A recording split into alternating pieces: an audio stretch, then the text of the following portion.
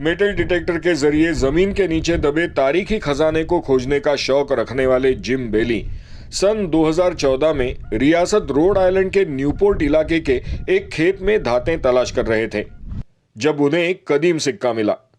खास बात यह थी कि सिक्के पर खताती अरबी जुबान में थी। It's a 1693 silver kamasi from Yemen.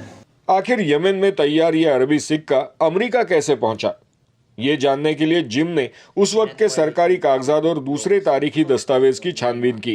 उन्हें यह भी पता चला कि ऐसे और 15 सिक्के रोड आइलैंड, कनेटिकट और मैसाचुसेट्स रियासतों में भी पाए गए हैं।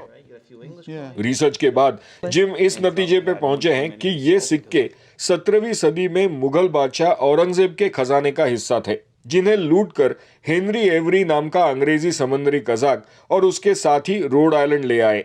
हेनरी एवरी ने मुगल बहरी जहाज गंज-ई सवाई को लूटा, जो 1695 में हज के बाद मुसाफिरों को लेकर लौट रहा था। ये मुगलों के लिए एक कारोबारी सफर भी था, जिनकी बरामदात में सबसे बड़ी कपास या रुई थी। तो इन्होंने बहरा अहमर की बंदरगाहों पर ये कपास बेची, जहाँ सबसे बड़ी थी यमनी बंदरगाह। कपास के एवज चांदी और सोने के सिक्के मिले, इसीलिए यहाँ मिलने वाले 16 में से 14 सिक्के यमनी हैं। जिम के मुताबिक एवरी की इस लूटमार से शाह औरंगजेब नाराज हुए और उन्होंने अंग्रेजों के खिलाफ कार्रवाई करने की धमकी दी।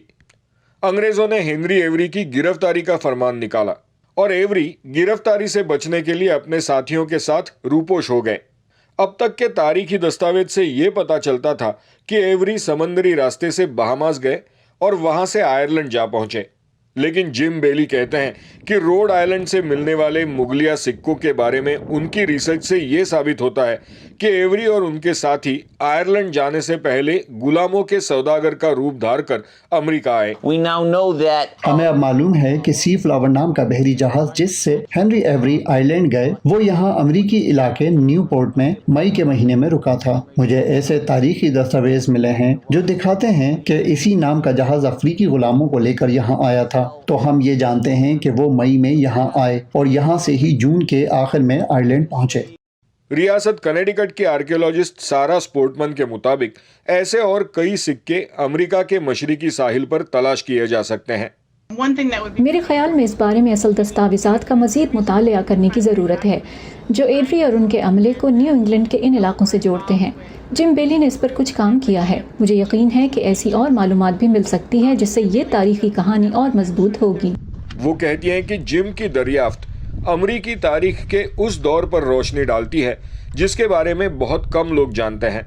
ये हमारी तारीख का एक स्या और पुरतशद्दुद दौर था, ऐसे मुल्क की तारीख का जो आगे चलकर अमेरिका बना, और हमें इससे समझौता करना होगा क्योंकि इन जहाज़ों पर हमलों में लोगों को हलाक किया गया, अजियत दी गई, रेप किया गया, अफ्रीकी अफराद को गुलाम बनाकर बेचा गया।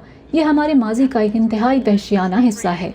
जिम बेली इन मुगलिया सिक्कों की तलाश के बारे में अब एक किताब लिखने का इरादा रखते हैं।